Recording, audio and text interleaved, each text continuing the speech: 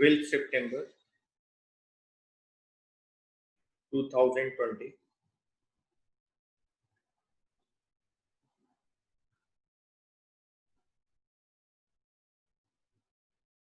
Class 11।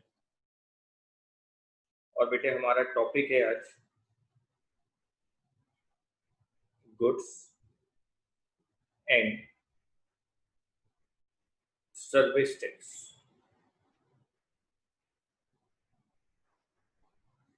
जिसको हम लोग बोलते हैं GST. Goods and service tax जिसको हम लोग बोलते हैं बेटा जीएसटी। आप लोग अब मेरी बात को ध्यान से सुनो।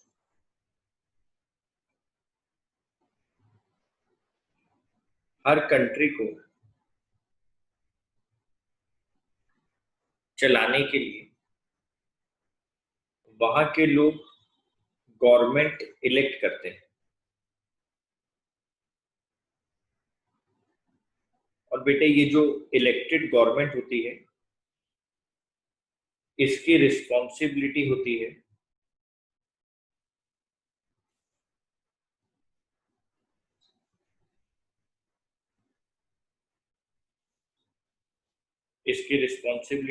है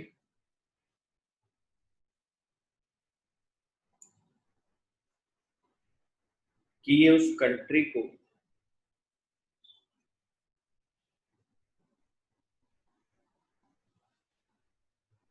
डेवलप करे,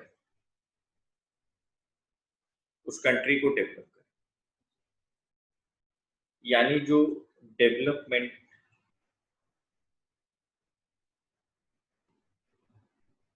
प्रोसेस होता है,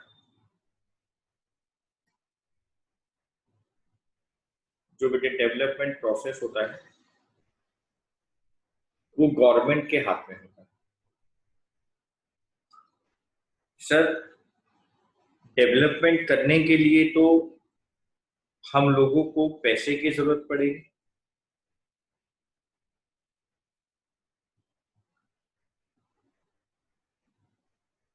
हमें मनी की नीड होगी, और ये पैसा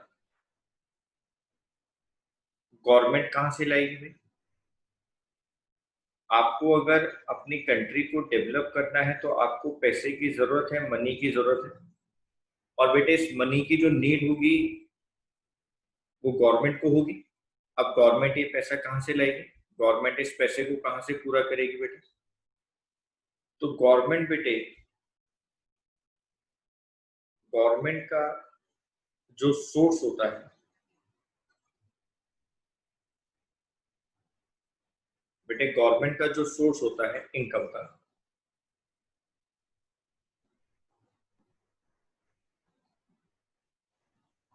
वो होता है tax.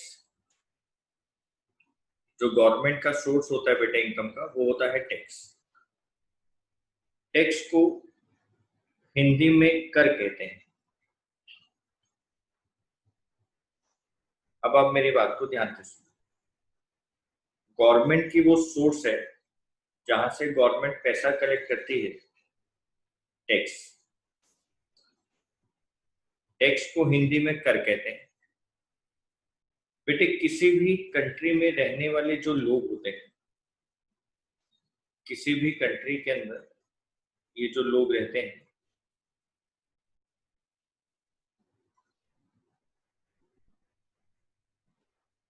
People of the country,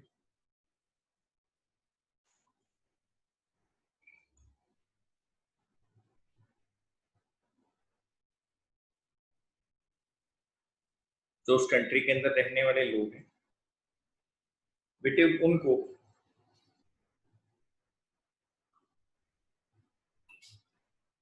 अपनी अर्न की गई इनकम पर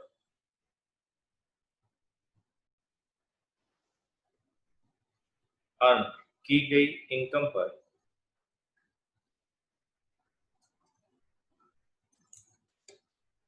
अर्नड इनकम पर जो पैसा कमाते हैं,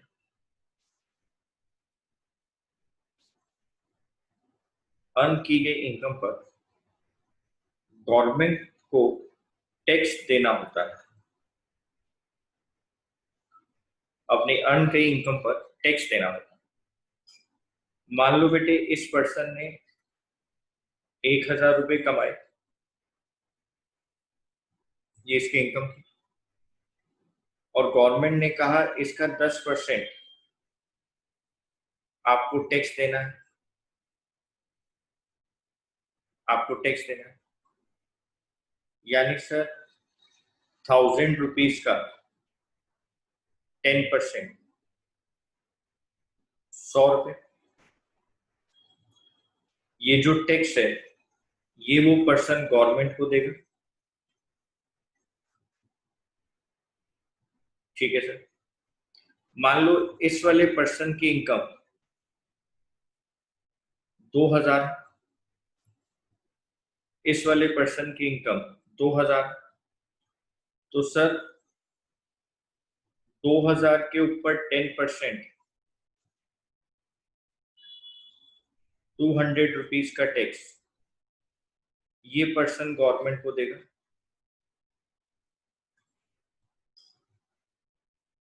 हाँ बेटे।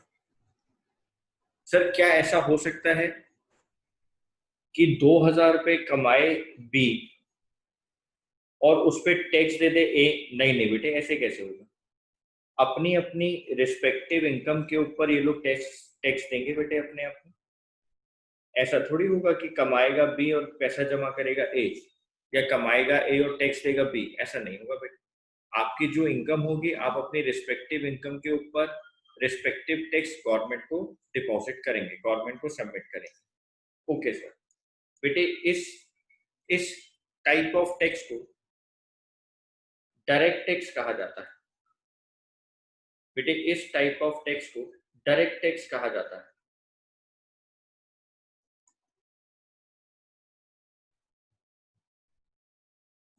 इसको डायरेक्ट टैक्स कहते हैं।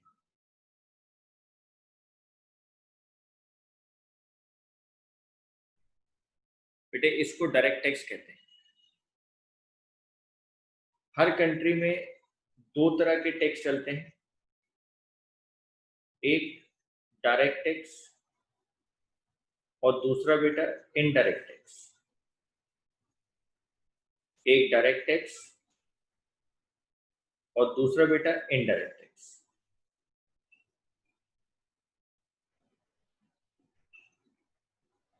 मैंने आपको डायरेक्ट टैक्स का एग्जांपल दिया, और बेटे डायरेक्ट टैक्स का सबसे अच्छा एग्जांपल है इनकम टैक्स, और मैंने आपको इनकम टैक्स का एग्जांपल दिया।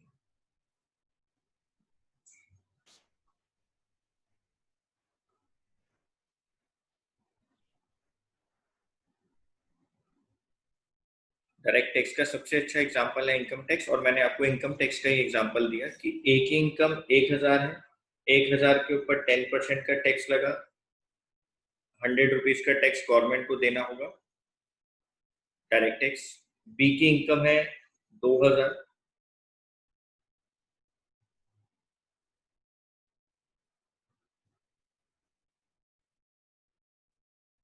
और उसने अपने इनकम के ऊपर 10% का टैक्स निकाला, और 2,000 पे 200 रुपीज का टैक्स निकल कर आया, ये वो गवर्नमेंट को देगा बेटे डायरेक्ट टैक्स। तो डायरेक्ट टैक्स वो टैक्स होता है बेटा जो जिसके ऊपर इम्पोज किया जाता है उसी से कलेक्ट किया जाता है। Direct tax are those taxes जिसके ऊपर इम्पोज किया जाता है उसी से कलेक्ट किया जाता है। तो कलेक्शन और imposition of tax same person पर होता है, collection and incidence of tax same person पर होता है, वो किसी दूसरे पर्सन के ऊपर उसको ट्रांसफर नहीं कर सकते। ठीक है सर, आगे देखो बेटे।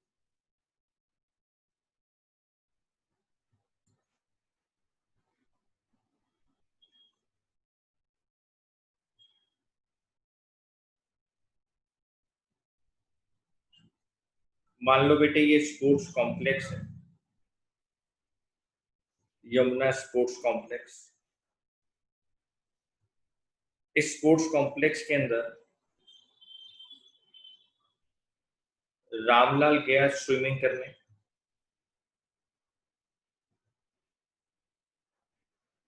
साइकिलिंग करने, बास्केटबॉल खेलने।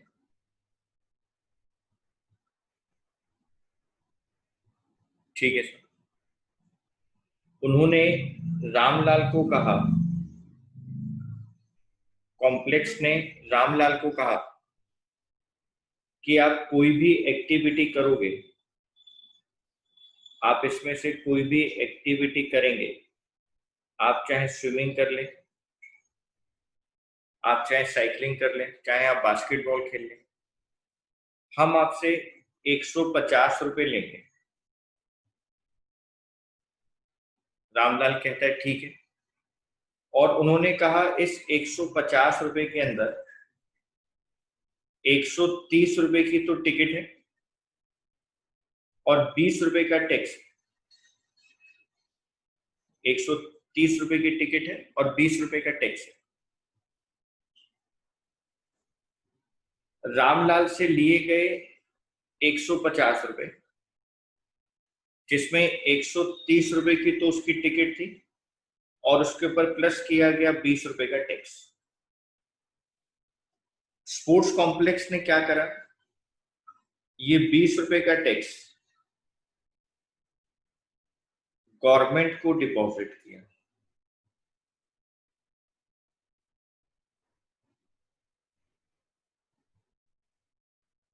गवर्नमेंट को डिपॉजिट। ठीक है सर, आगे सुने बेटे।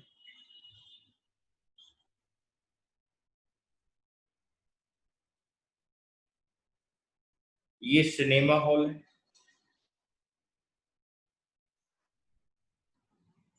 सिनेमा हॉल के अंदर मोहनलाल गया। सिनेमा हॉल ने उसको टिकट दी 120 रुपए की। मान लो पीवीआर सिनेमा में वो गया, टिकट के दो बाइफ्रिकेशन कर दी, 100 रुपए की टिकट और 20 रुपए का टैक्स।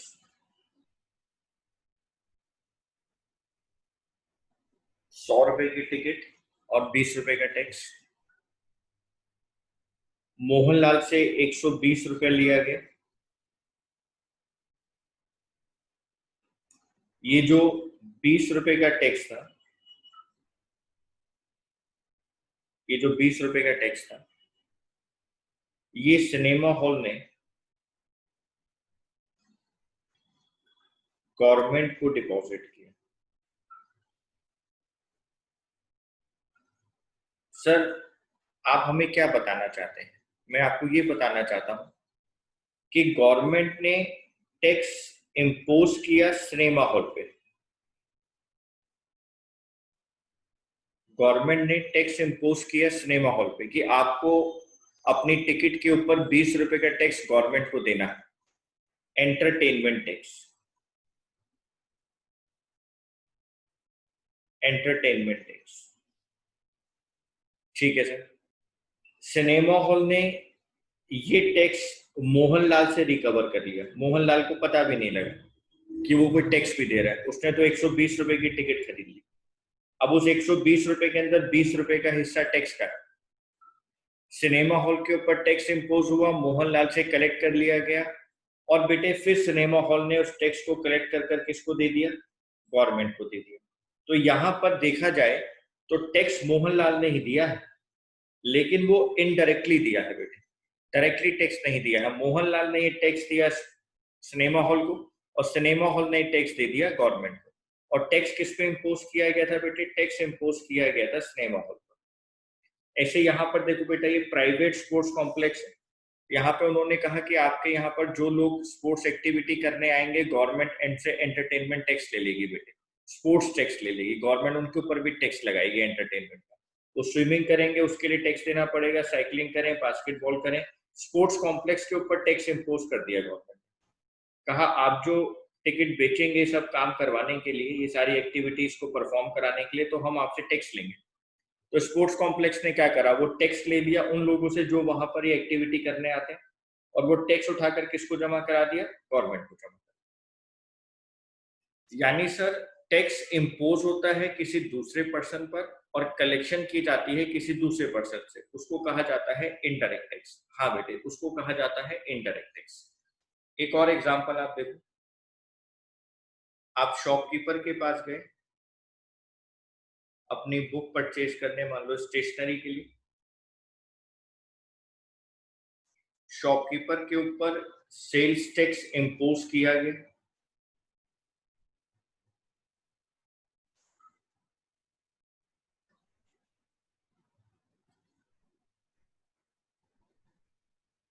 सोहनलाल सोहनलाल ने बुक परचेज की।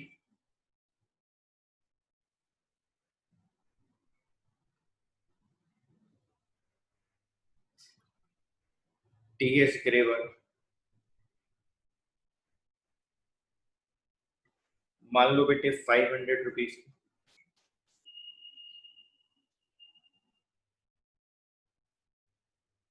सोहनलाल से तो 500 रुपीज रिकवर किए गए।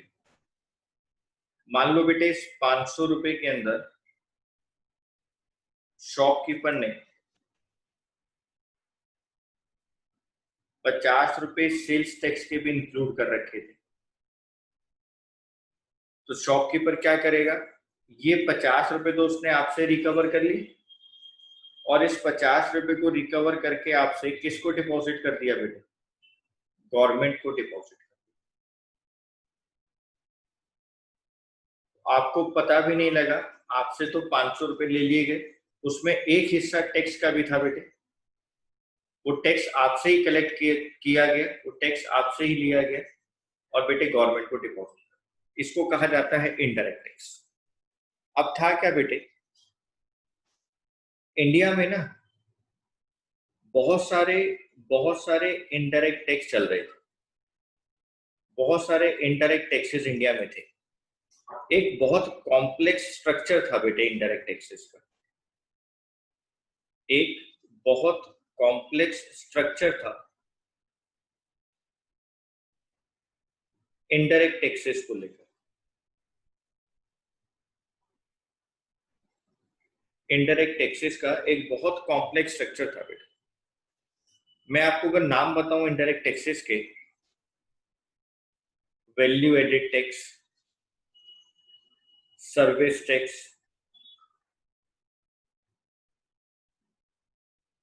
Sales tax, entertainment tax,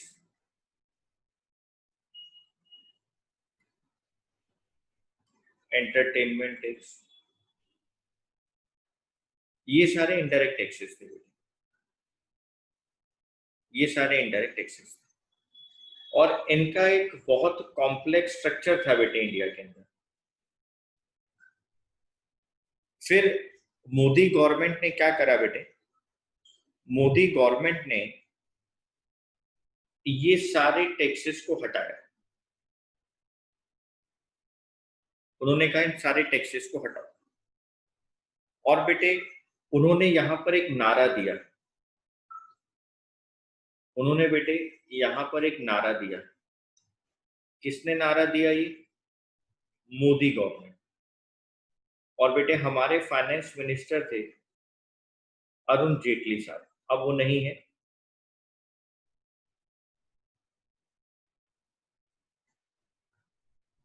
late mister Arun Jaitley, finance minister of India, जो उस वक्त हमारे फाइनेंस मिनिस्टर थे बेटे। बहुत समझदार आदमी थे, ठीक है, बहुत ज्यादा नॉलेजेबल पर्सन थे टैक्स स्ट्रक्चर को लेकर इंडिया के, बहुत बड़े वकील थे बेटे और बीजेपी के लीडर थे। उन्होंने मोदी गवर्नमेंट में रहकर एक नारा दिया बेटे, मोदी गवर्नमेंट ने एक नारा दिया,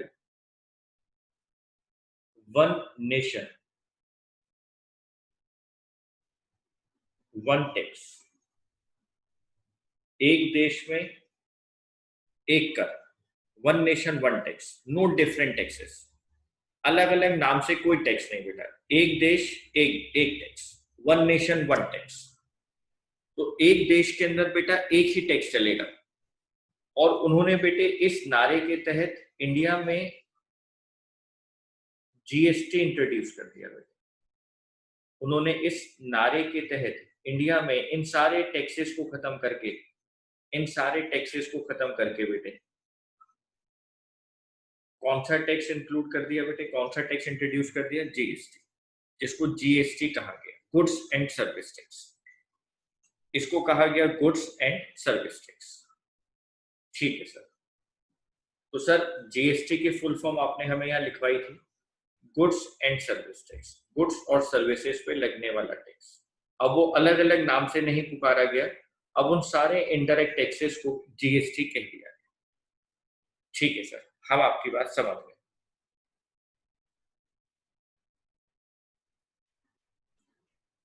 तो जीएसटी का नाम रखा गया बेटे गुड्स एंड सर्विस टैक्स।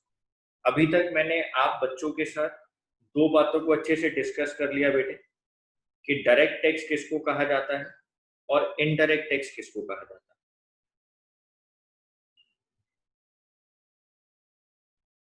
अब आगे की चर्चा करेंगे।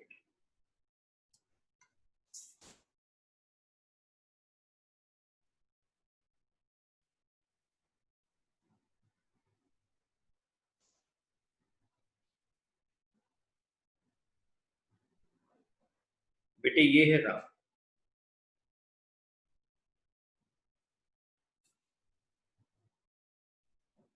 ये बेटे दिल्ली में, दिल्ली में।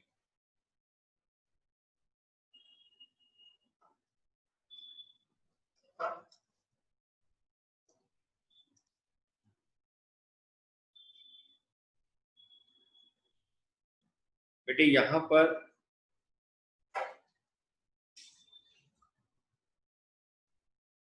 एक पर्सन है श्याम,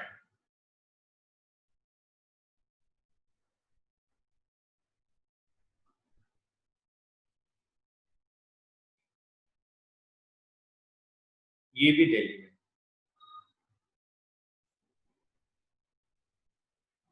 और बेटे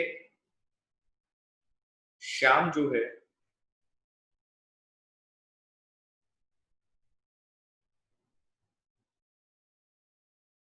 राम से गुड्स परचेज कर रहा है।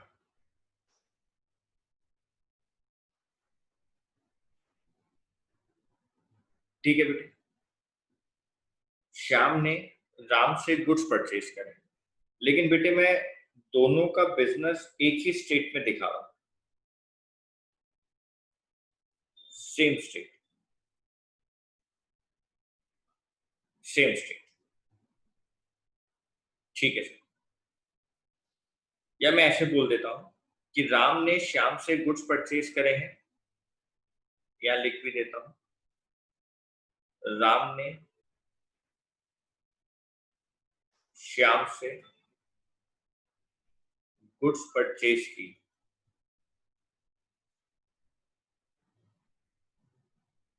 ₹1000, 1000 रुपए गुड्स परचेज।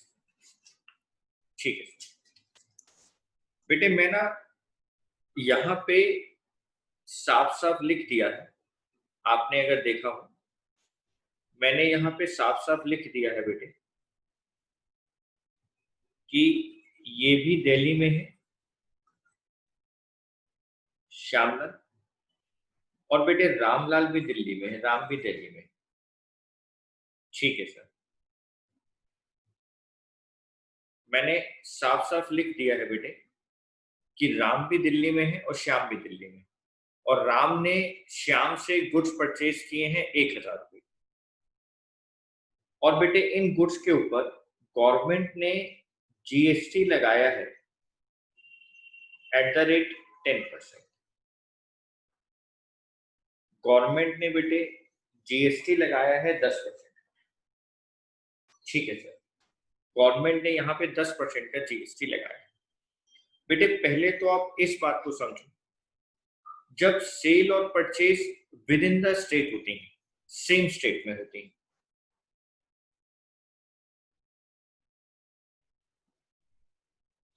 जब सेल और purchase same state with in the state में होती हैं, तो बेटे इसको कहा जाता है इंट्रा स्टेट सेल, इसको कहा जाता है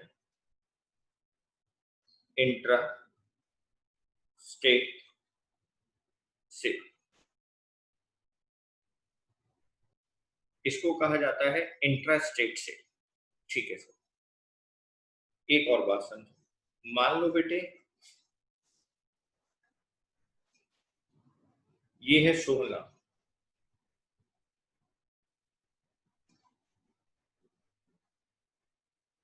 बेटा ये है 16,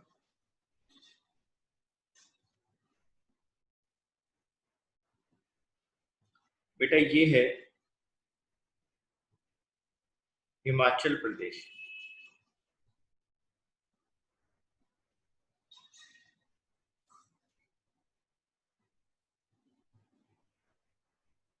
बेटा ये है हिमाचल प्रदेश, सोहनलाल हिमाचल प्रदेश। मान लो बेटे रामलाल ने ना इससे गुड्स परचेज करें, गुड्स परचेज किए सोहनलाल से, और सोहनलाल कहां पर है?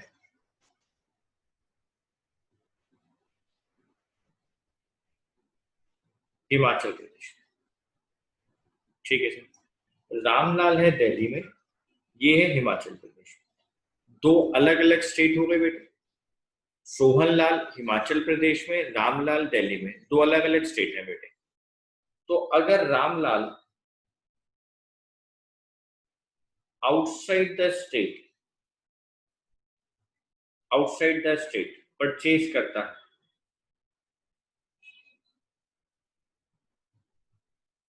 आउटसाइड द स्टेट परचेज करता है, तो बच्चों इसको कहा जाता है intra state cell.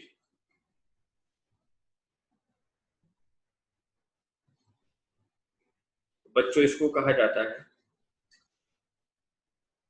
Intra state cell. आप बात को दोबारा से समझो। अगर बेटे विद इन द स्टेट या सेम स्टेट के अंदर सेल एंड परचेज होती है तो उसको कहा जाता है इंट्रा स्टेट सेल। बेटे उसको कहा जाता है इंट्रा स्टेट सेल। और अगर दो अलग अलग स्टेट्स में डीलिंग होती है, जैसे कि सोहनलाल हिमाचल प्रदेश में और रामलाल दिल्ली में, तो बेटे इसको कहा जाता है इंट्रा स्टेट सेल।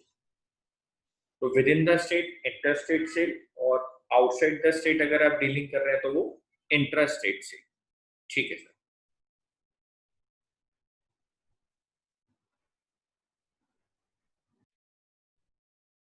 इसको इंट्रा नहीं इंटर स्टेट सेल, सॉरी इसको हमने बोला इंटर स्टेट सेल जो आउटसाइड द स्टेट हो रही है, और जो विद इन द स्टेट हो रहा है बेटे उसको कहते हैं इंट्रा स्टेट सेल। ठीक है सर, मैं यहाँ थोड़ा बड़ा बड़ा भी लिख देता हूँ, इंटर स्टेट सेल।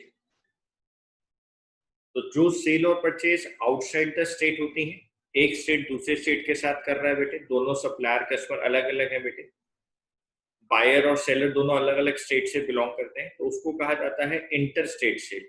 लेकिन जब बायर और सेलर सेम स्टेट से बिलोंग करते हैं तो उसको कहा जाता है इंट्रा स्टेट सेल। ठीक है सर, आगे देखो।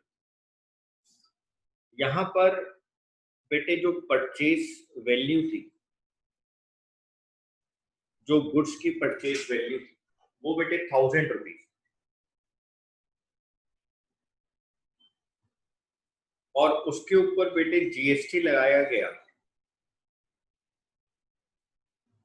10%,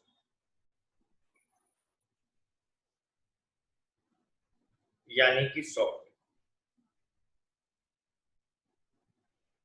अब आपको इस बात को मानना है, आपको इस बात को समझना है कि बेटे ये जो जीएसटी का टैक्स है ना, ये सेंट्रल गवर्नमेंट और स्टेट गवर्नमेंट आपस में बांटेंगे बेटे। सेंट्रल गवर्नमेंट का मतलब क्या?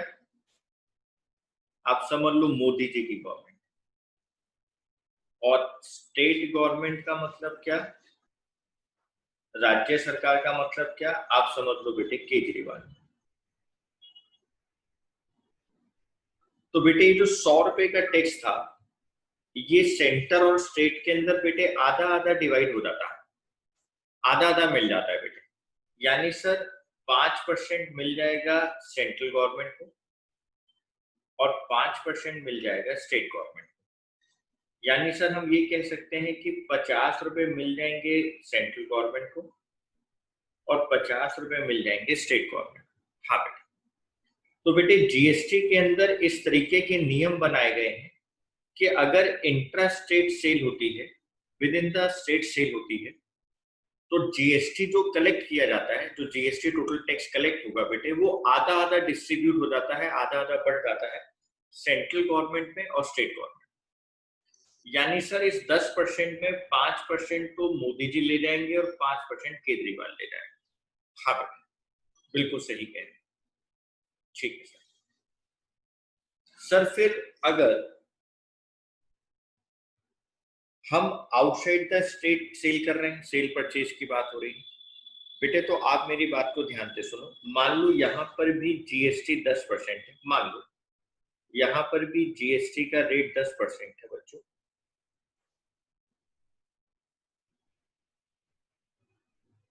मान लो यहां पर भी जीएसटी का रेट 10% है, तो आपको हमेशा याद रखना है, आपको हमेशा याद रखना है, ये जो जीएसटी यहां डिवाइड हुआ ना बेटे सेंट्रल और स्टेट गवर्नमेंट के बीच में,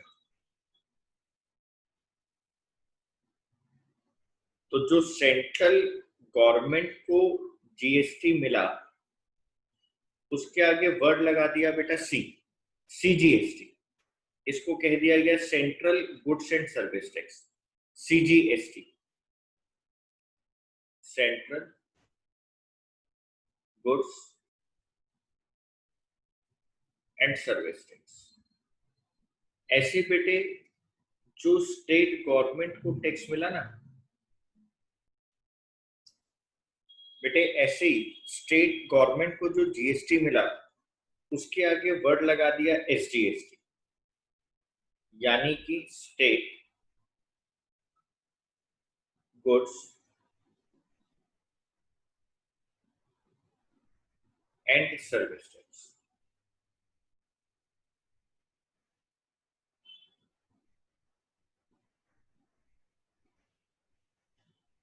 सेंट्रल गवर्नमेंट के लिए कहा गया एसजीएसटी और स्टेट गवर्नमेंट के लिए कहा गया SGST, state goods and service tax, और वहां पे कहा गया central goods and service tax.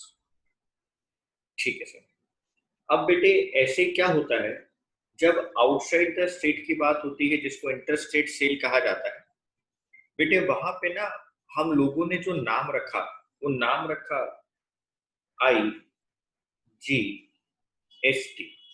वहां पे स्टेट और सेंट्रल को अलग अलग बांटा जाता है, लेकिन बेटे उसके अलग नियम है। वो नियम आपको 11th क्लास में नहीं सीखने हैं, वो अलग रूल्स हैं कि उनको कैसे बांटा गया, किस तरीके से बेटे उसको अलग अलग किया जाता है, कितना टैक्स सेंट्रल का होता है और कितना टैक्स स्टेट का होता है, वो सब बातें अलग अलग है बेटे।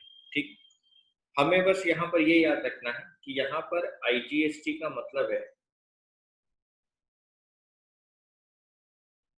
Integrated goods and service tax.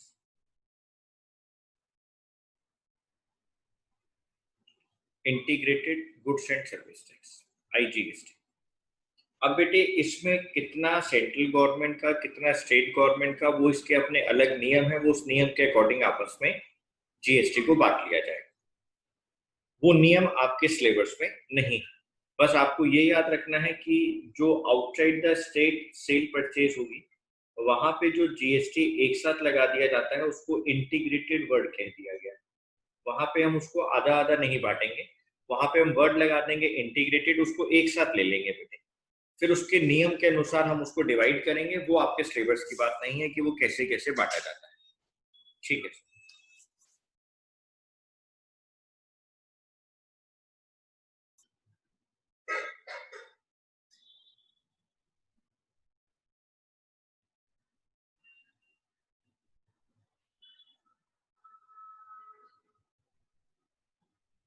आप यहाँ पे देखो बेटे, हमने एक ट्रांजैक्शन लिखी थी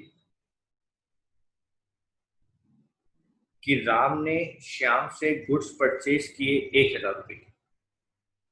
राम ने श्याम से गुड्स परचेज किए बेटे 1,000 रुपए, और उसके ऊपर जीएसटी लगी है बेटे, उसके ऊपर जीएसटी लगी है 10%।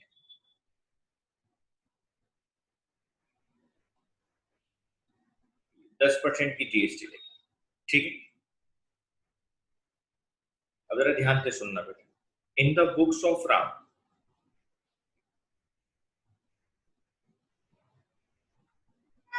In the books of Ram,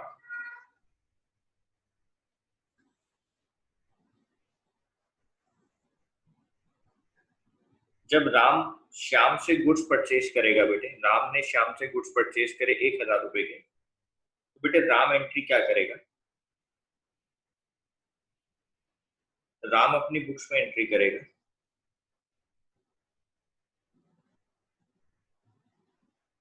purchases account debit,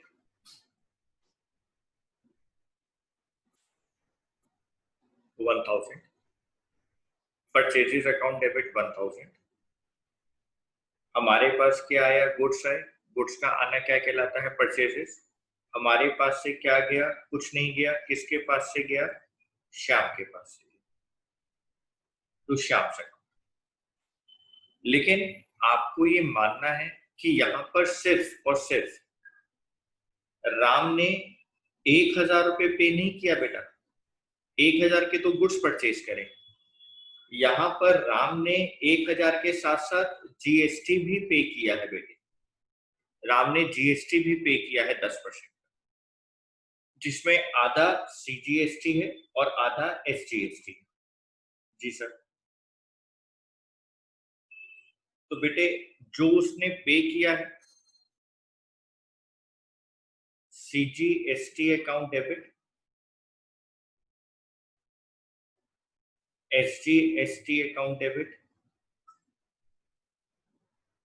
sir 50 rupees GST पे किया सीजीएसटी और 50 रुपीज एसजीएसटी।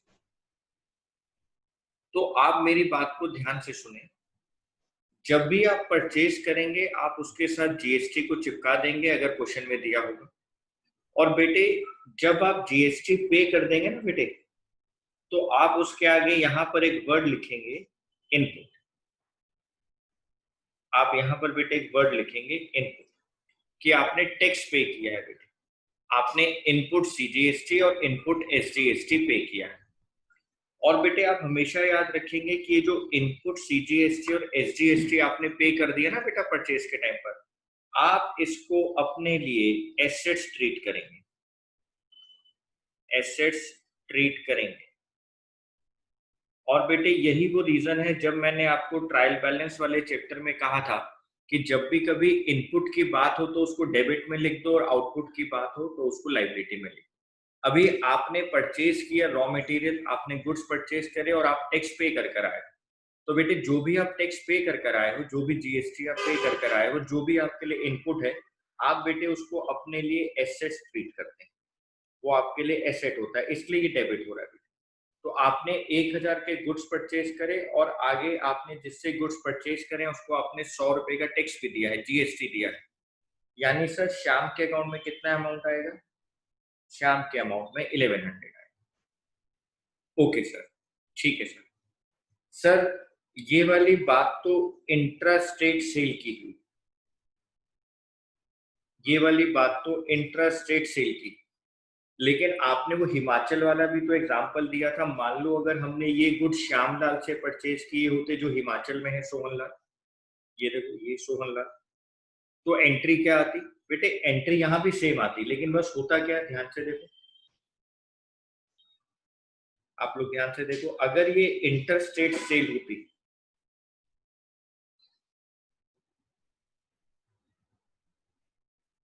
अगर ये इंटर स्टेट सेल होती तो एंट्री तो सेम ही है, परचेजेस अकाउंट डेबिट 1000। लेकिन वहां पर ये दोनों इनपुट अलग अलग नहीं होते, वहां पर इनको जोड़ दिया गया है, इनको इंटीग्रेट कर दिया गया है। वहां पर इनको जोड़ दिया गया है, इंटीग्रेट कर दिया गया है। ओके सर, वहां पे इनको इंटीग्रेट कर दिया गया है। तो परचेजेस अकाउंट डेबिट, और यहां पर आता है बेटे इनपुट,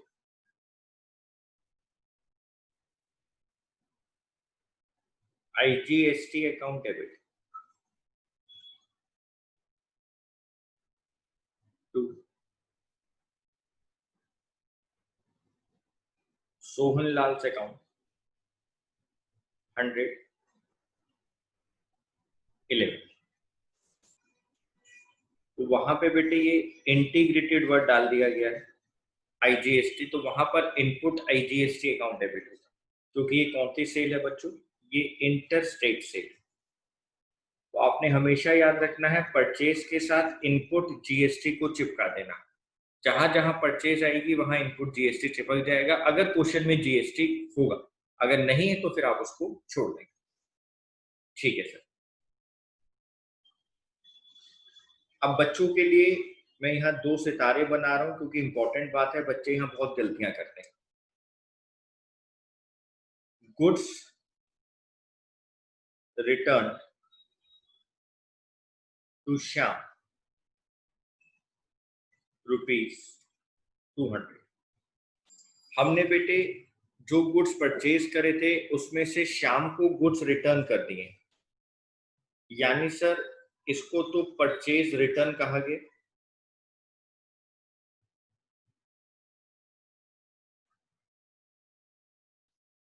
इसको तो परचेज रिटर्न कहा गया। हाँ बेटे, इसको परचेज रिटर्न कहा गया, यानी आपने जो गुड्स रिटर्न करे हैं शाम को वो आपके लिए परचेज रिटर्न। अब देखो यहाँ बच्चे क्या गलती करते हैं, ध्यान से सुनना मेरी बात। हमारे पास क्या आया, कुछ भी नहीं आया, किसके पास आया, श्याम के पास। श्याम से अकाउंट डेबिट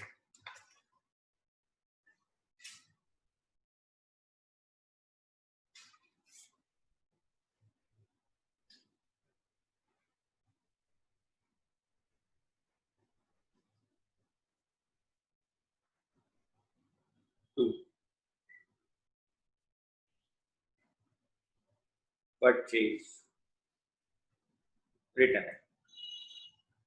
बेटे अब जरा ध्यान से सुनना, जब गुड्स परचेज किए थे तो हमने जीएसटी पे किया था। जब हमने गुड्स परचेज किए थे तो हमने जीएसटी पे किया था। जब हम गुड्स वापस कर रहे हैं तो हम उसको ये नहीं बोलेंगे कि हमारा टैक्स वापस करो। बेटे हम शाम को बोलेंगे कि हमने जो 200 रुपीज के गुड्स आपको वापस करे हैं तो आपने इसके ऊपर टैक्स लगाया था 10% का, हम हमारे को वो टैक्स वापस करो।